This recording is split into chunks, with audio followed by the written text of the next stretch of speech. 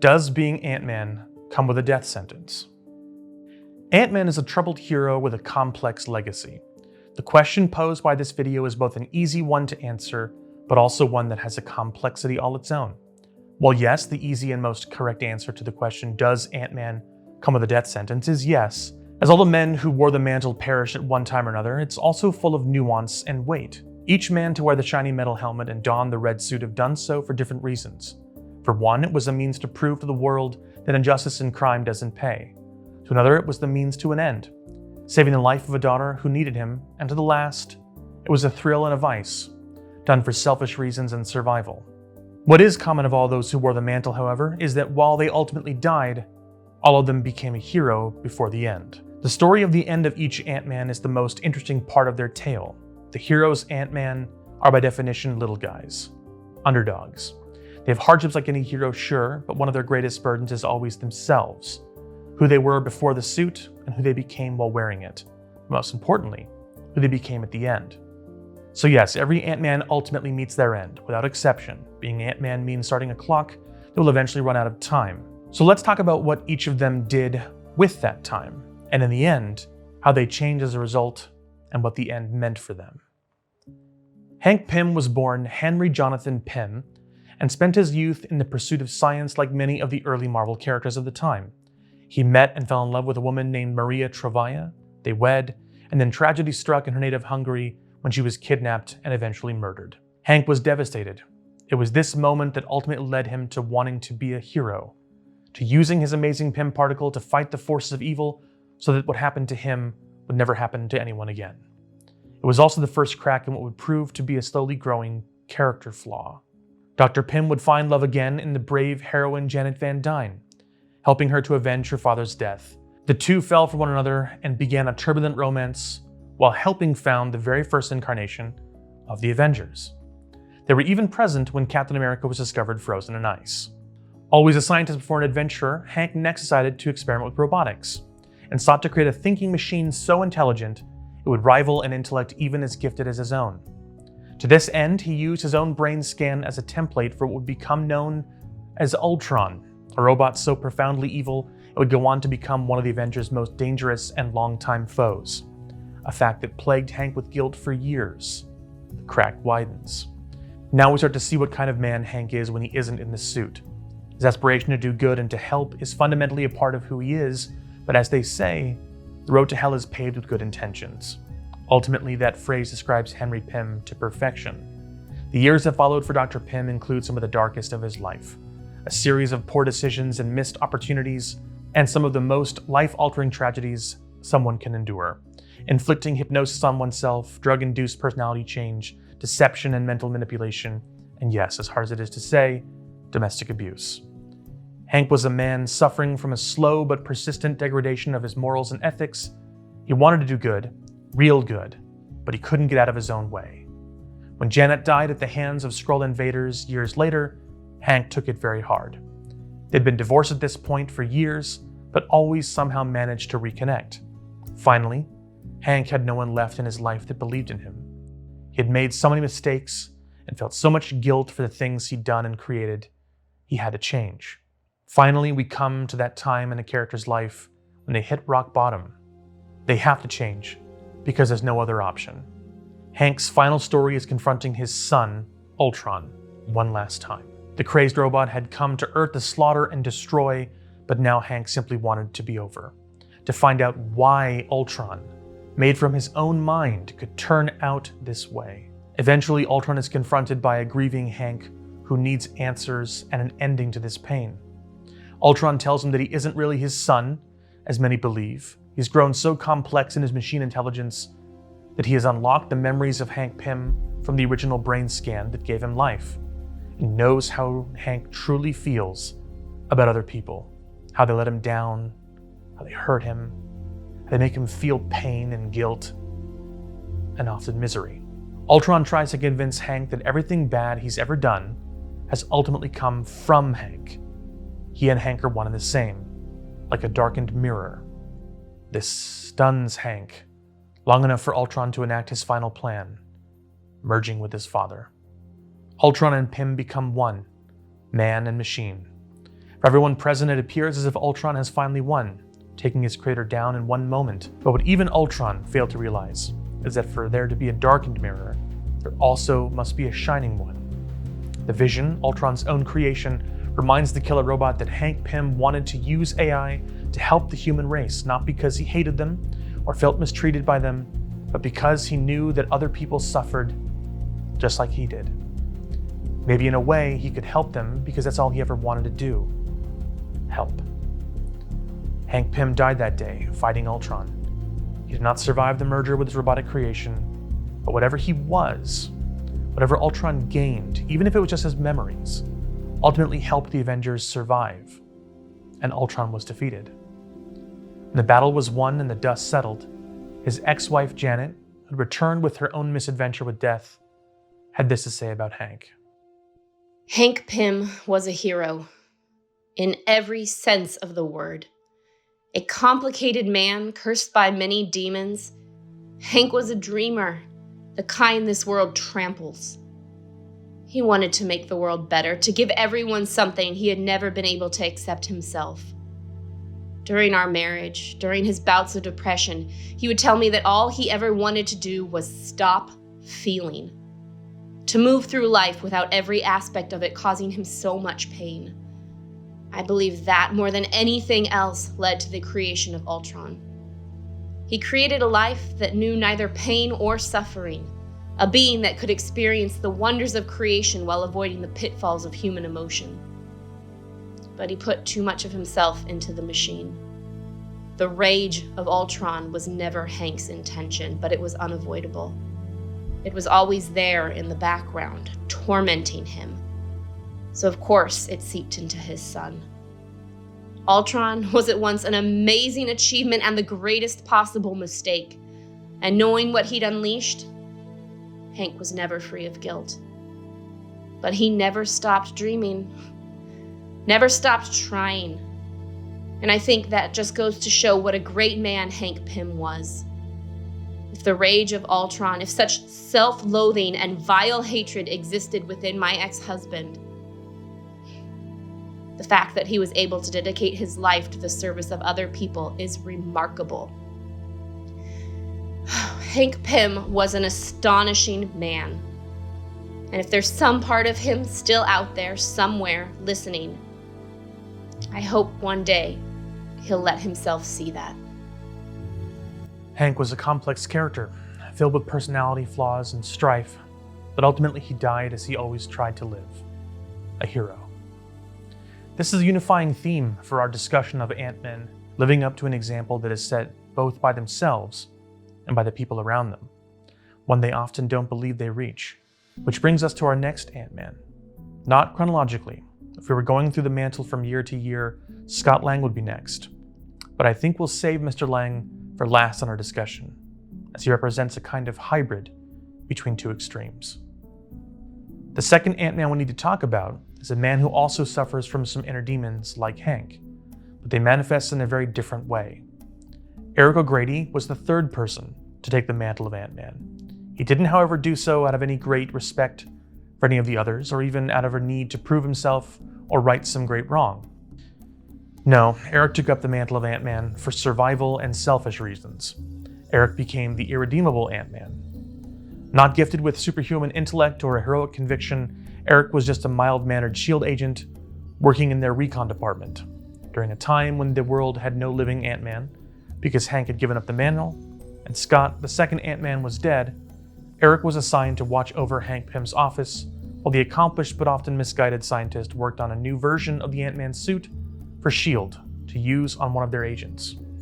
After a misunderstanding and panic-induced bout of foolishness resulted in Eric and fellow SHIELD agent and best friend Chris knocking Hank out when he tried to leave his lab, Chris took the suit found within and used it.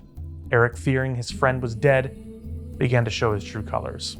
You see, Eric was not a spy or a double agent. He was simply an idiot, and worse, he was a selfish one.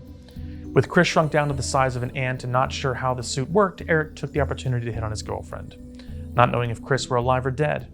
Things took an even grimmer tone, however, when Hydra attacked the location of Pym's lab, and Chris was killed while wearing the Ant-Man suit. Eric found the body and took the suit for himself, which allowed him to survive the destruction that followed the attack and leave his friend behind. And here we begin to see the moral fabric of Eric O'Grady. While Hank had always meant to do good but could never get out of his own head, Eric seemed all too happy to lie, cheat, and steal to get something that he believed he was owed. The Ant-Man suit was just a means to an end. After the attack, Eric was able to keep his job with S.H.I.E.L.D. because he didn't know he had the Ant-Man suit, and began to use it in the evenings on his own time, usually for selfish reasons, like peeking at changing women. Eric's lack of accountability and morally reprehensible traits would eventually lead him to being caught with the suit by the very man S.H.I.E.L.D. had picked to be their next Ant-Man, Agent Mitch Carson, his supervisor at the organization. Fighting to keep the suit and for what he assumed was his life, Eric was responsible for burning Mitch's face with the suit's boot thruster and escaping to live another day. While out in the wild, Eric continued to live primarily for himself. He continued to hit on and eventually sleep with his best friend's ex-girlfriend. He helped his thief steal back all his possessions after they were sold, and the two split the money, and he showed no signs of stopping. But as is so often the case with superheroes, eventually something happens that triggers a change.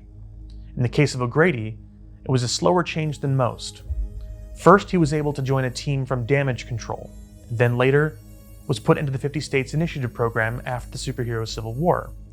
Neither of these alone were enough to change Eric overnight, but they were the first cracks in the cocoon forming around who he would become. From the Initiative, he later joined the Thunderbolts, and regret began to creep into his heart. At the time of his service with that team, Norman Osborn was in command, and the Thunderbolts felt like Norman's personal brute squad. Eric wasn't happy with how things were, but more importantly, he wasn't happy with who he was. After the Battle of Asgard, during the Siege event, where Norman is finally removed from power and the Thunderbolts break down, Eric is given his chance. Having proven himself willing to make the right choice, when push came to shove in that battle, he was approached by none other than Captain America. Steve Rogers wanted Eric for a special Avengers unit, one that in his eyes could do some real good. Eric would serve with the Secret Avengers until his eventual death. Unlike Hank Pym, who died a tragic death trying to do the right thing after a life spent in turbulence, Eric died defending the helpless against a superior foe. It was because of his sacrifice that a kid was able to survive an attack by the Descendants, a group of dark robots bent on destruction. A life misspent was balanced in that one moment, when someone truly needed him, when he could see the end coming, and a younger, less experienced Eric would have run. He stayed and fought a losing battle, but a battle that had meaning. Eric died a hero that day, proving that while it took him a little longer to get there, he had it in him all along. He just didn't believe in himself yet. And that brings us to Scott at last, the second Ant-Man. Scott Edward Harris Lang is a man of two worlds. At different points in his life, he's been both superhero and criminal, sometimes even both at the same time. Scott lives with the failure that comes from disappointing others and not living up to his potential, just like both Hank and Eric. But also, Scott faces another problem. While Hank was overwhelmed with guilt over things he had done, and Eric was plagued with a fear and a life of regret over things he wished he'd done, Scott's true weakness was fear of loss, losing that which mattered to him most.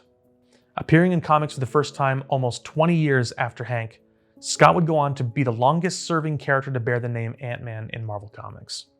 His early origins are quite similar to those presented in the MCU film Ant-Man.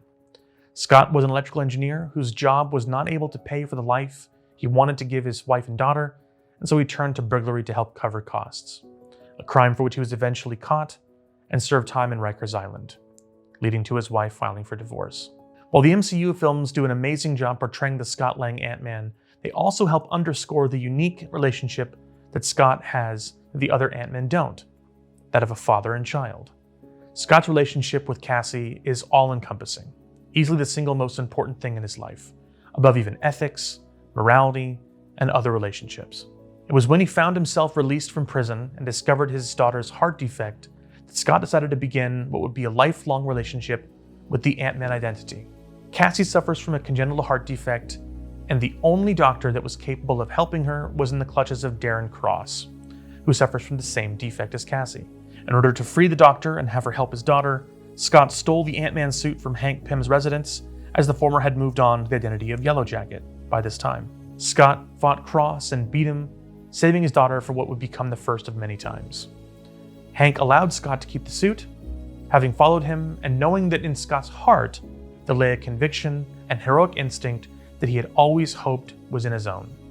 He made Scott promise not to use the suit for unlawful things, something Eric would later do anyway, and the two parted as friends. Scott enjoyed being a superhero and took to it naturally, probably the most natural of the Ant-Men. His desire to do good and help others was a core value of his, one he hoped to pass on to Cassie, while also keeping her at arm's reach from his dangerous career. While a member of the Avengers, Scott was not without his own issues.